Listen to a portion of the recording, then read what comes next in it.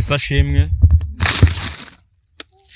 Reka dushime Imana kandi tuyihimbarize ibyo yakoze, kubera ko ibyo yakoze ni byinshi kandi birakomeye mu mibereho yacu, ntabwo dushobora kubyigezaho n'imbaraga yacu.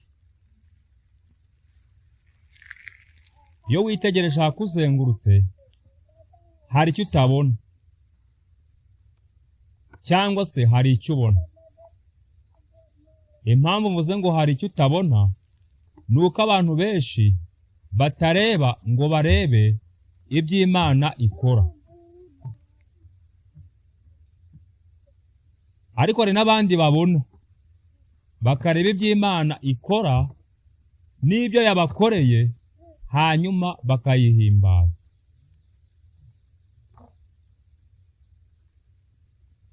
Rero tugiye kwigana amagambo avuga ngo nucunga nabi indaya n'abo wita abapagani bararigutangamo. Nucunga nabi indaya n'abo wita abapagani bararigutangamo. Reka dusenge Imana.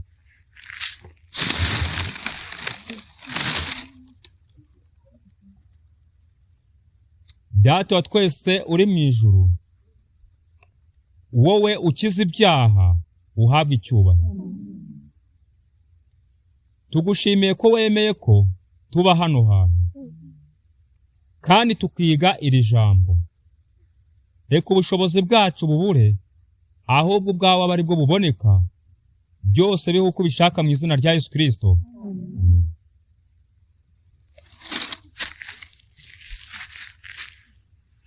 Nucunga nabi indaya n'abo wita abapagani bararigutangamo. Ubwo ndavuga ijuru. Iyo dusomye muri Mariko igice cya 15 hari amagambo tuhasanga.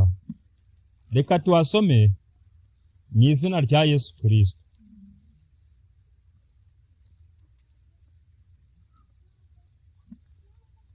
Mariko igice cya 15 umurongo wa 21 hari amagambo avuga ngo Yesu abambwa. Niwo mutwe w'amagambo uhari, Yesu abambwa. Ugomba kubanza ukamenya ngo Yesu yabambiwe iki. Yesu yari yakoze iki? Ibyanditswe byera bivuga ko Yesu Kristo nta cyaha yagiraga. None kuki yabambwe? Yabambwe kugira ngo we nanjye dukire. Wibuka yuko icyigisho cyose kidashingiye ku buzima bwa Yesu Kristo, icyo cyigisho kiba gipfuye. Ni no mpamvu duhereye ku byaranze Yesu Kristo cyangwa se ibyamubayeho. Yesu abambwa. Mu nama y'agakiza habuze uwacungura umuntu. Yesu yaravuze ati jyewe nzamucungura. Igihe abamarayika bavuga ko bazamucungura ntabwo byashobokaga, kubera yuko ntabwo umunyabyaha yagombaga gucungurwa n'ikiremwa. Igihe cyarageze rero, Yesu Kristo araza avukira mu isi, abyarwa na Mariya. Yesu igihe kigeze amezi 9 arangiye aravuka. Amaze kuvuka avukira ahantu habi cyane hateye agahinda, mu kiraro cy'inka. Twibukiranya yuko mu kiraro cy'inka habamo amase n'amaganga y'inka. Kandi twibukiranya yuko igihe Yesu yavukaga hari abantu benshi bakome bari bafite amazu y'ibitabashwa ariko nta n'umwe yigeze yakira Yesu ngo ajye kuhavukira. Yesu yari atwikirijwe utwenda tw'uruhinja mu kiraro cy'inka. Yesu aherwa ako kanya agambanirwa, ndetse bashaka kumwica. Uwashaka kumwica ni umwami Herodi wari uri ku butegetsi icyo gihe, kuko yumvaga ko hari undi mwami uje kumusimbura.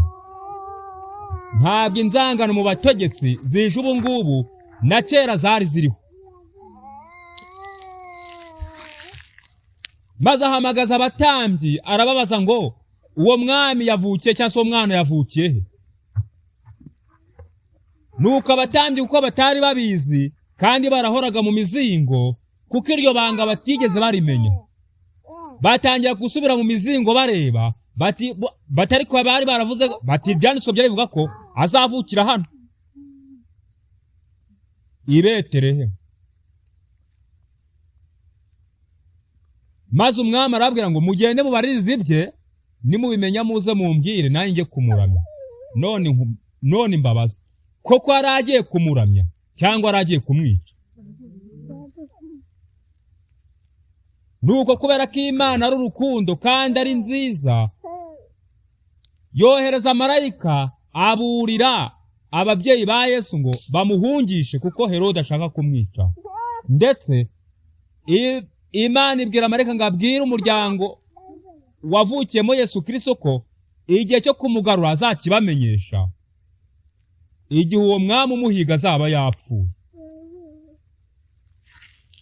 Rero niko byagenze. Yesu Kristo aba impunzi kubera ibyaha byacu, arahunga ajya mu buhungiro. Uko impunzi zibayeho abantu barakuzi, ni kubi.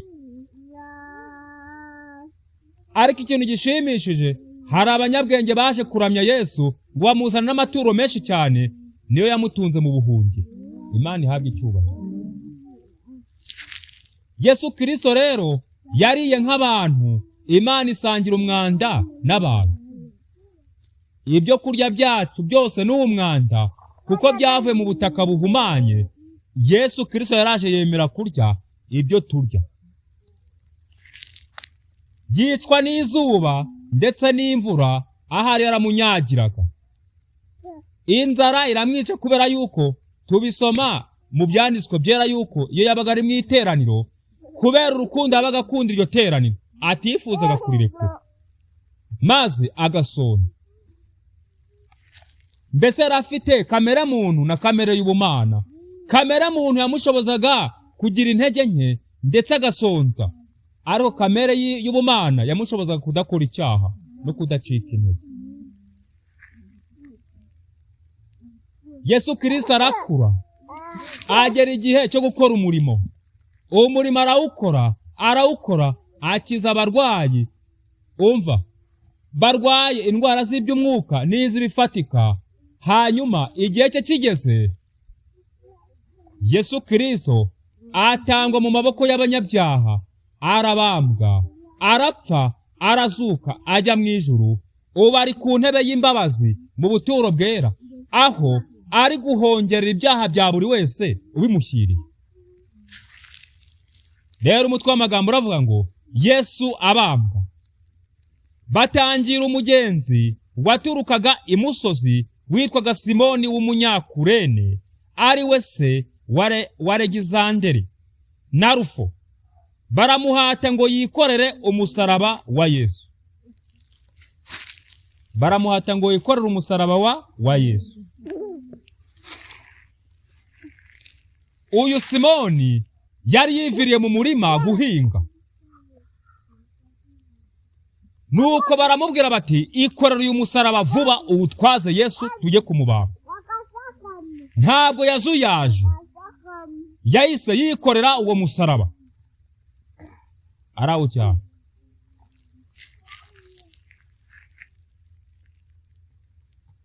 Afasha Yesu Kristo mu gihe abitwaga abakristo ndetse b'abayuda yari yaravukiyemo aribo barimo baramujyana ahubwo kujya kumubamba bafashijwe n'abaroma.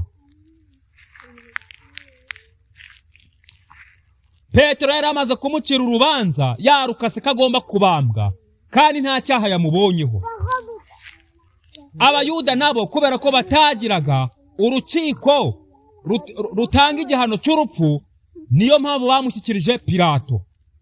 Pilato ahagarariye leta. Rero leta agombaga kumukatirwa gupfa akajya kubambwa nk'abandi bagome bose. Wibuka ko icyajyanye Yesu ku musaraba ari ibyaha byanjye nawe, kugira ngo tubone icungu maze tube ab'umudendezo.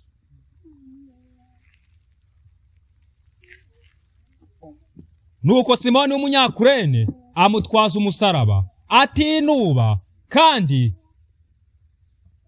yababajwe n'uwo muntu wabaye atyo. Bari bamukubise uruhu rwabaye inyama.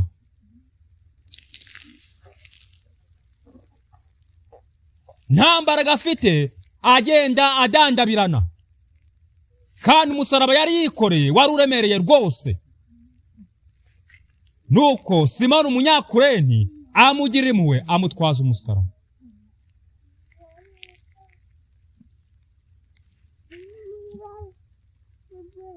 Amaze kumutwaza umusaraba awugeza aho yagombaga kubambirwa, yarawuhagejeje. Hanyuma bafata imisumari minini rwose ibyibushye, barambika Yesu Kristo ku musaraba w'ibiti bibiri, kimwe gishinze ikindi kizamuye, bamuryamishaho. Bafata inyundo, bafata ibiganza byakizaga abarwayi, babiteramo imisumari nta mbabazi. Barangije bafata amaguru yagendeshaga agiye kuvuga ubutumwa, gukiza imitima no gukiza imibiri, nayo bayiteramo imisumari. Nuko birangiye bacukura ikinogo kinini, baraterura umusaraba, baragenda barohamo n'imbaraga nyinshi cyane kugira ngo imbavu ziturike. Yesu Kristo yari atarapfa icyo gihe. Ngo igihano cyahabwaga abanyabyaha gikomeye kirushije ibindi gukomera ni ukubambwa, kubera ko umuntu yabaga yabambwe ntabwo ahita agapfa. Ndetse n'ikimenyimenyi byatangaje abantu igihe Yesu we yamaraga igihe gito ku musaraba agapfa. Bamuzanira inzoga irura arayanga, kubera icyo yari afite inyota. Imana yaremye ijuru n'isi, igeze ku rwego rwo gusaba amazi, kandi isi n'ibiyuzuye byose ari ibyayo. Utekereza ibyo bintu byose nurangiza, urebe amaherezo yawe. Simoni Umunyakurene rero yagize impuhwe, kandi mwibuka yuko muri Matayo igice cya 5 havuga ngo, Matayo igice cya 5 haravuga ngo ku murongo wa 5, hahirwa abagwaneza kuko ari bo bazahabwa isi. Nugira umuntu neza, umuntu ukamugira neza, ukagira neza umuntu uri murarenganywa kubwo guhamya Kristo, ijuru riraba ribyitegereza, cyangwa se rizaba ribyitegereza, rizaguha ingorano ihwanye n'icyo wakoreye uwo muntu uri murarengana ku bwa Yesu Kristo.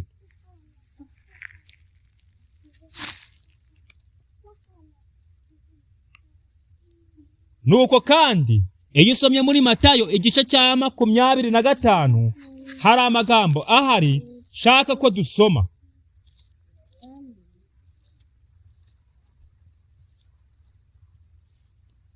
Umurongo wa 37 kugera kwa 40 haravuga ngo, abakiranutsi bazamubaza bati, Mwami, twakubonye ryari ushonje turagufungurira, cyangwa ufite inyota tuguha icyunywa?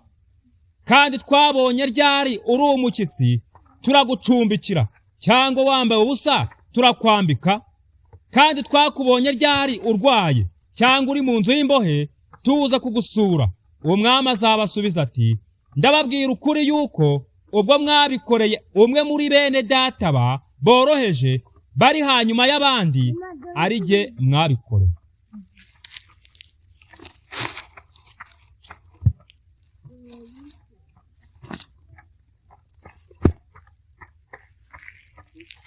Yesu Kristo agaragaje yuko abafashije abantu ku bw'izina rya Kristo baba babikoreye Yesu ubwe. Kandi none iyo urenganije umwana w'Imana umuziza guhamya kwa Kristo, ni Yesu Kristo buri murarenganya ubwe. Ntuzibwire yuko ufashe umuntu ngo umushyize gereza, oya, ahubwo uwo muntu ushyize gereza niba azize guhamya Yesu Kristo, ni Yesu Kristo ufunze, ntabwo ari uwo muntu. Nuko Yesu Kristo arababwira ati,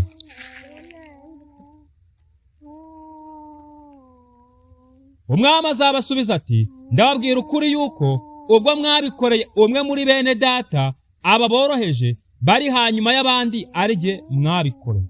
Umutwe uravuga ngo gucirwaho iteka.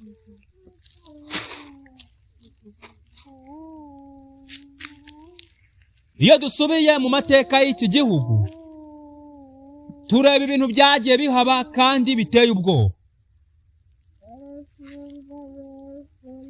Higeze kubaho itsinda ribangamiwe mu mibereho yaryo.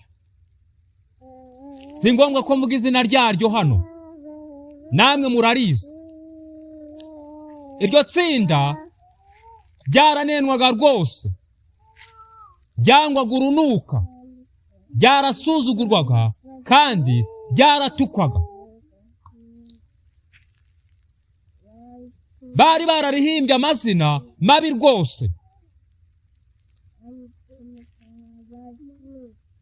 Mbese ryari ryarahinduwe abanzi b'igihugu. Uwagombaga rwose kugira umwe nabi muri ryo ntabwo yagombaga guhanwa, kubera yuko iryo tsinda ryari ryaratanzwe ngo uzaribona aho riri hose rizicwa.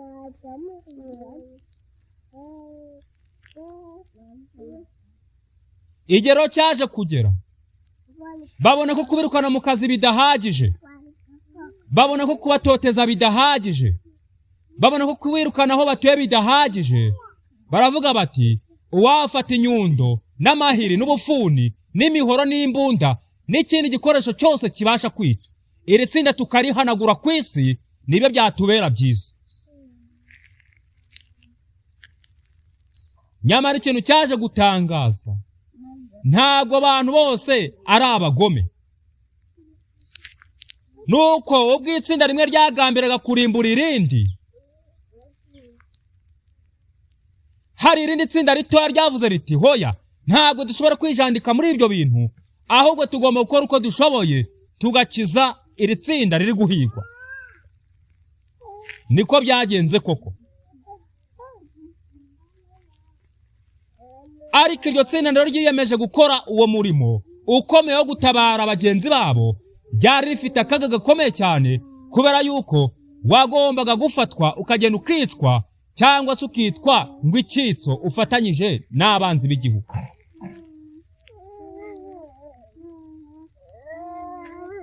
Nyuma rero kubera yuko nta gahora gahanze, abarenganyaga baje nabo kurenganywa, abahigaga baje guhigwa. Simvuze ngo abarenganyaga nabo baje kurenganywa, oya, ahubwo abakoze amahano baje kubihanirwa. Abahishe bagenzi babo nabo baza guhabwa ibihembo. Abakoze ibyaha bajyanywe imbere y'inkiko zirabakatira rwose, n'ubu benshi barimo. Ariko abakoze ibikwiriye bakarengera abahigwaga, uyu munsi bitwa abarinzi b'ibihango, baragororewe.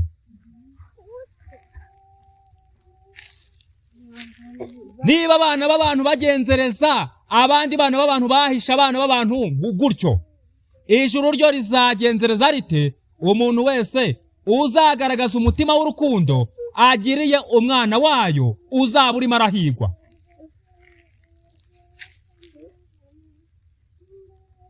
Iyo usomye muri Yosuwa uhasanga indaya Rahabu. Yosuwa igice cya 2 tuhasome twumve.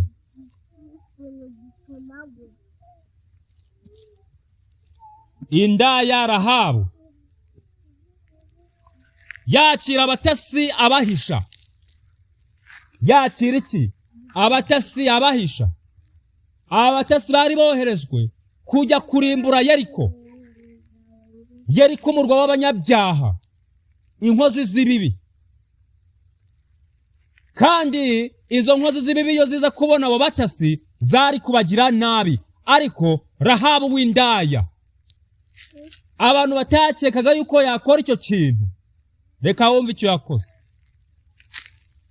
Bari Shitimu, Yosuwa mwene Nuni yohereza abagabo 2 rwihishwa ngo bajye gutata. Arababwira ati, nimugende mwitegereze igihugu cyane cyane i Yeriko. Nuko baragenda binjira mu nzu ya maraya witwaga Rahabu bararamo. Umwami w'i Yeriko abwirwa yuko muri iryo joro haje abagabo bo mu Bisiraheli gutata igihugu. Uwo mwami atuma kuri Rahabu ati, sohora abo bagabo bari iwawe kuko bazanywe no gutata igihugu cyose. Ariko umugore ajyana abo bagabo bombi arabahisha. Abwira intumwa ati, niko kiwanjye haje abagabo ariko ntazi aho baturutse. Nuko bumaze kwira, igihe cyo kugarura kigeze, abo bagabo baragenda, sinzi aho bagannye. Nimubakurikire n'ingoga murabafata. Mu by'ukuri Rahabu ntabwo yababwizaga ukuri, yarababeshyaga. Abagabo yari yabahishe. Indaya imenye ko abantu ari ab'Imana, turabireba inyuma. Iravuze ati, aba bantu uko byagenda kose ndabahisha, kuko nzi ubugome bwabo muri iki gihugu. Nyamara mu maso y'abana b'abantu Rahabu yari gucirwaho iteka kuko ari indaya. Niyo mpamvu umutwe w'ikigisho uvuga ngo, nucunga nabi indaya nabo wita abapagani barari gutanga. Simoni umunyakurene atwaje Yesu Kristo umusaraba, bimuhwanira no kwizera. Atabaye uri mu kaga aramufashije. N'indaya Rahabu nayo ihishe abatasi. Turaje twumve uko byagenze. Ariko ba batasi yari yaburije inzu abahisha hejuru yayo, abatwikira imigwegwe yari yatondekanije. Nuko babandi babagenzereza mu nzira igana kuri Yorodani, aho bambukira. Ababagenza bamaze kugenda barugarira, basezerana uko bazabigenza. Nuko batararyama, uwo mugore arurira abasanga hejuru y'inzu. Uwo mugore nta bwoba yagiraga, nta n'isoni yagiraga, no kurira yari abizi. Abasanga hejuru y'inzu bajya kuvugana. Arababwira ati, nzi yuko Uwiteka bahaye igihugu kandi mwaduteye ubwoba. Rahabu indaya yizeye ite? Nzi yuko Uwiteka bahaye igihugu.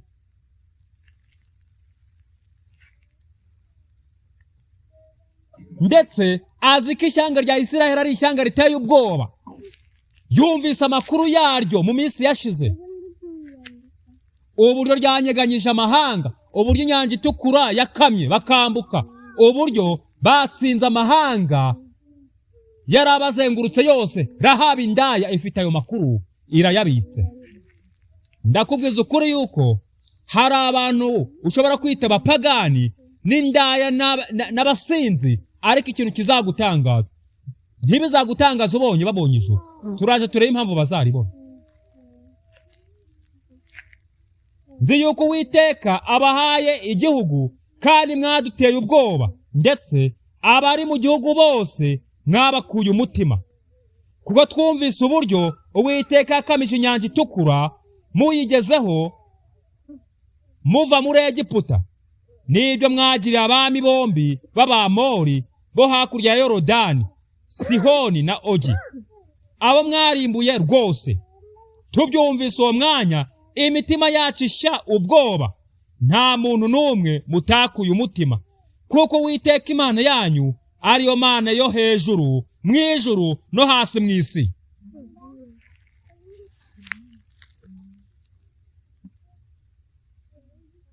Mbega indaya ngiramenya ko Imana y'Abisiraheli ibaho, kandi ariyo hejuru ariyo mw'isi niyo mw'ijuru, kandi ariyo yakamije inyanja itukura Abisiraheli bakambuka.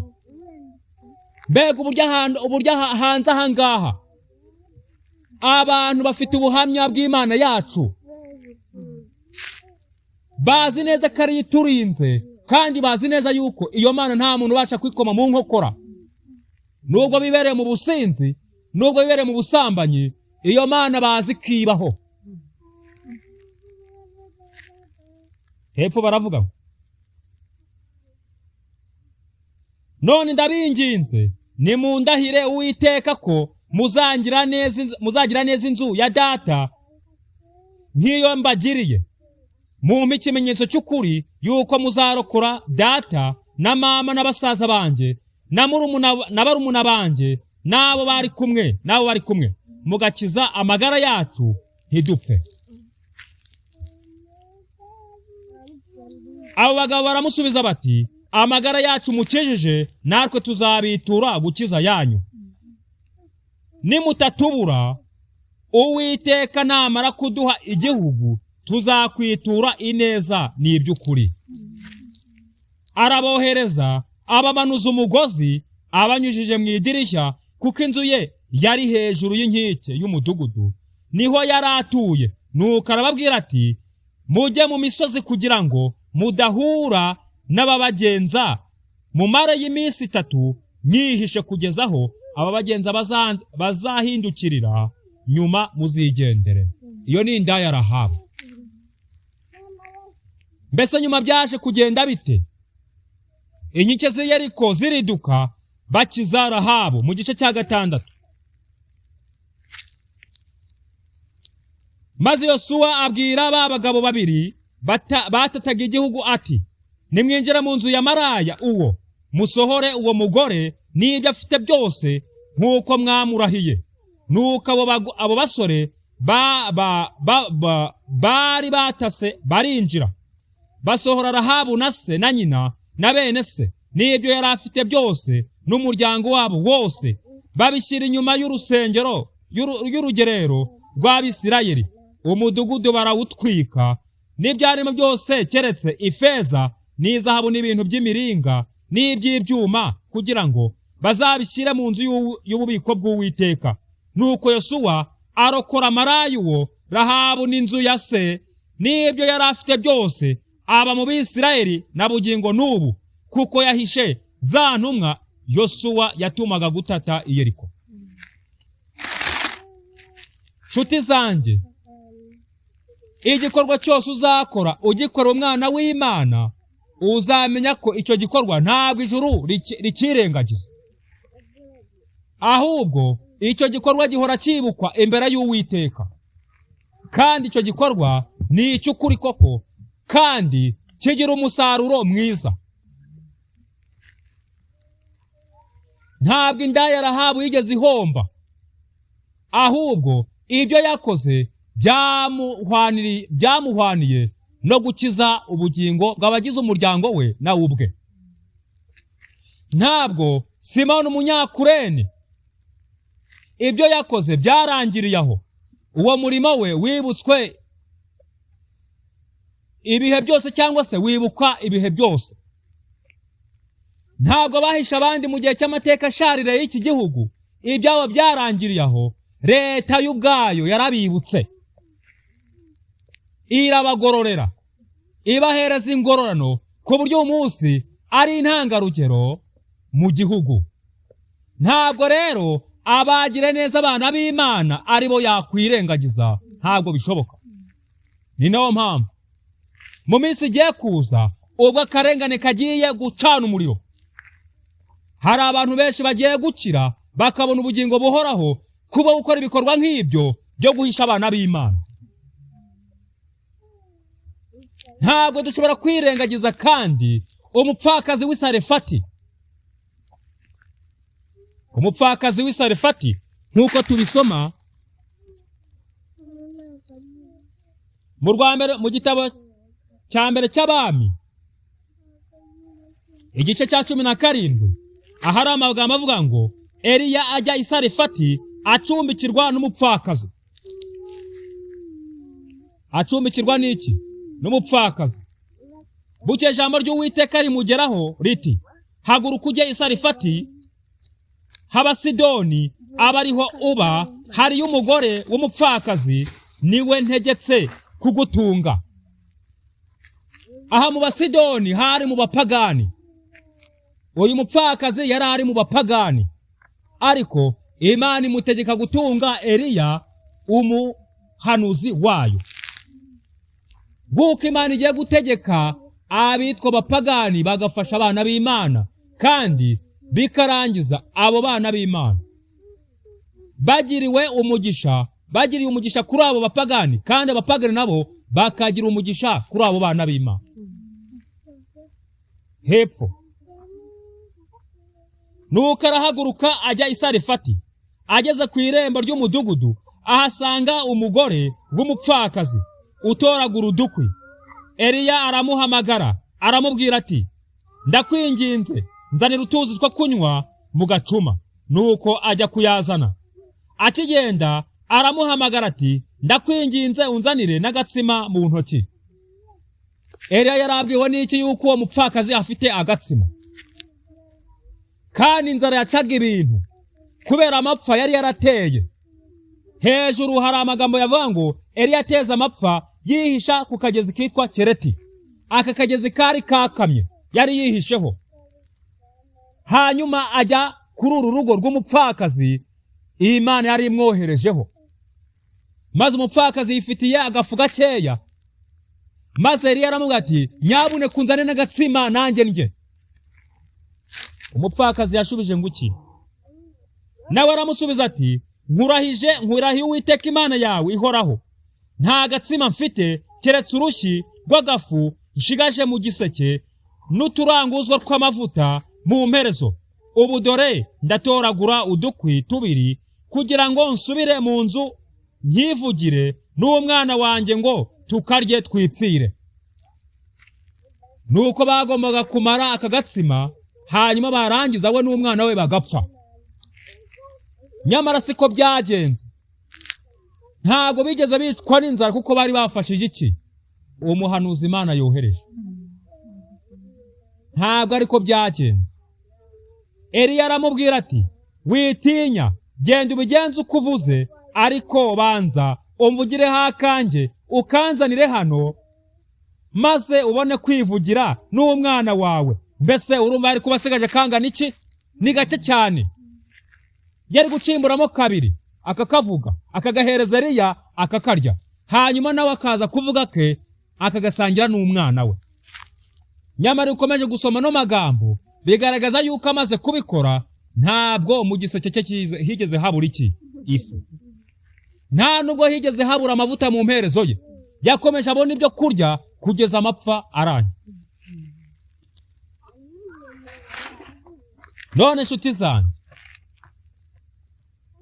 muri kumva uburyo Imana ikoresha abantu twite abapagani kugira ngo barokore cyangwa se bafashe abana bayo. Mbese ibyo byose bihwanye n'iki mu bijyanye n'ubugingo bwabo? Nuko ijambo ry'Imana rimbwira yuko umuntu wese ugiriye impuhwe umwana w'Imana uri kurengana, ibyo bintu Uwiteka ntabwo abyirengagiza, ahubwo hari icyo akora. Igisomye mu gitabo cy'uwifuzwa ibihe byose, paje 427,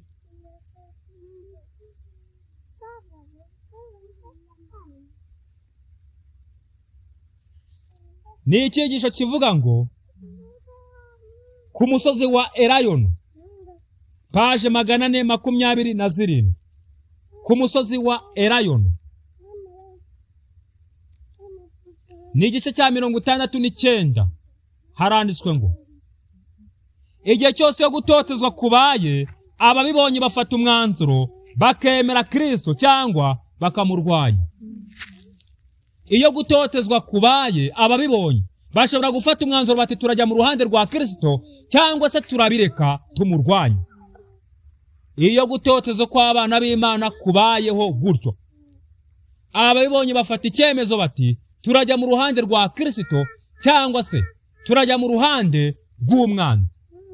Bivuze ngo gutotezwa kw'abana b'Imana gushobora gusiga kugukatiye ujya mu ruhande rwa Satani cyangwa se mu ruhande rw'Imana.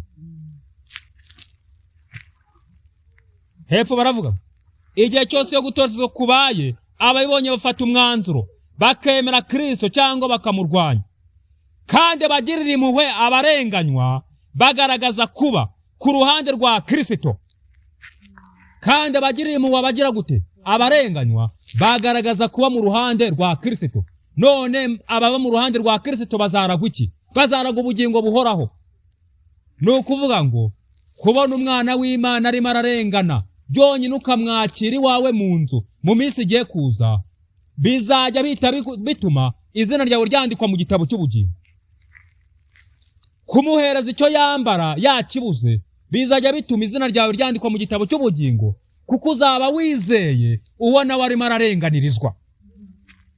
Uzaba kandi ukoze nk'uko kwizera n'imirimo bigendana. Uzaba wizeye ko uwo muntu arimo ararenganirizwa ari ukuri, kandi unabihamishe gukora, umufashe, hanyuma izina ryawe ryandikwe mu gitabo cy'ubugingo. Hepfo baravuga ngo abandi barabangamirwa kuko amahame y'ukuri ahabanye cyane n'ibyo bakora.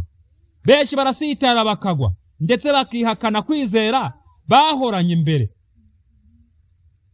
Abazihakana Kristo mu gihe cyo kugeragezwa bashaka kwirengera bazaba bahamya b'ibinyoma, kandi bagambanire bagenzi babo.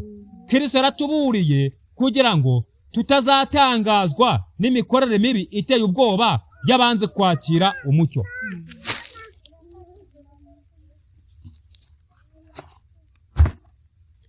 Ibyanditswe byera bigaragaje neza yuko abagirira impuhwe abarengana ku bw'izina rya Kristo, icyo gihe baba bari mu ruhande rwa Kristo.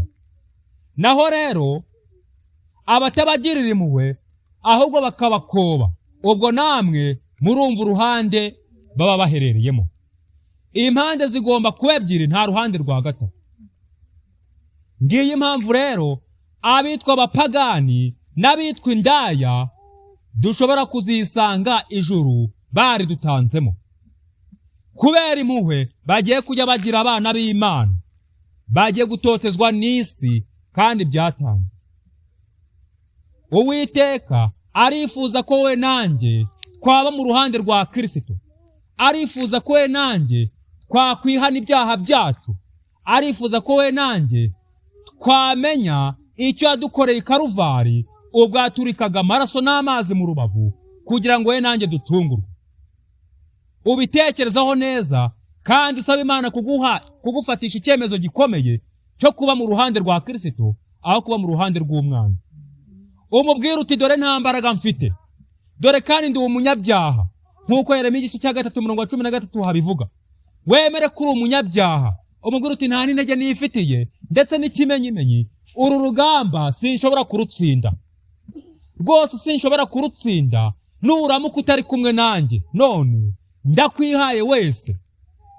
Iyi ngeso yarananiye, nta mbaraga n'imwe mfite yo kwikiza icyaha.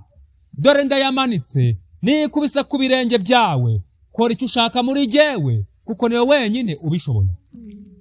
Ngiki cy'umunyabyaha asabwa, ngiki cy'umuntu utenebutse asabwa, ngiki cy'umuntu ushaka ijuru asabwa.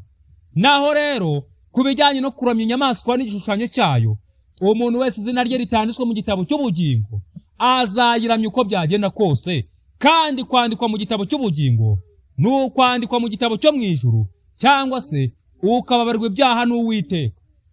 Ibyo wakora byose rero, iryo zina utararyandikisha, utarizera uwagupfiriye, ngo umwereke imibereho yawe yose, umubwire uti nubwo imyanzuro igiye gufatwa n'abitwa ko bakomeye ariko ari ibijegijegi, kubera yuko ukomeye n'umwe n'Uwiteka.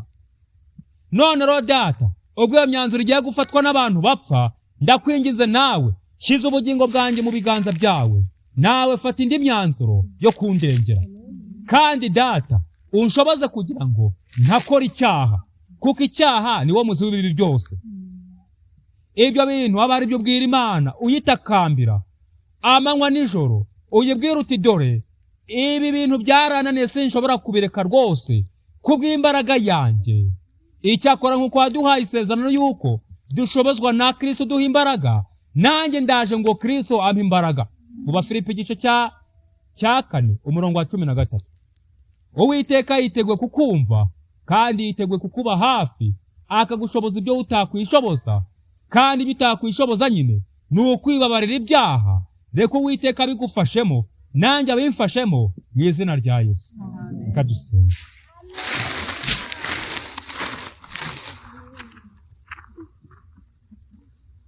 Data, ubwo uri mu ijuru, natwe tukaba turi mu isi, uhabwa icyubahiro. Uri mu buturo bwera, urubanza rurenda kurangira, kandi rurarangirana n'igihe cy'imbabazi twahawe. Uduhe kugikoresha neza, utsinde imitima yacu, umutima w'umukobwa uri hano, umutima w'umubyeyi uri hano, umutima w'umupapa uri hano, n'umutima w'umusore uri hano, bose itsindwe nawe. Kandi utwungura ubwenge bwo kuba muri iyi si y'imperuka, iyi si yuzuye ubugome, yuzuye agasuzuguro no kwanga amategeko yawe, iyi si yuzuye ibyaha n'ubugoryi bwinshi. Uturinde kugenza nk'uko ab'isi bagenza, abanyantege nkeya uduha imbaraga, kubera ko urugamba twimirije imbere n'urwo turimo ntidushobora kurutsinda atari wowe ururwanya. Reka ururwana utsinde tubyitirirwe mu izina rya Yesu Kristo.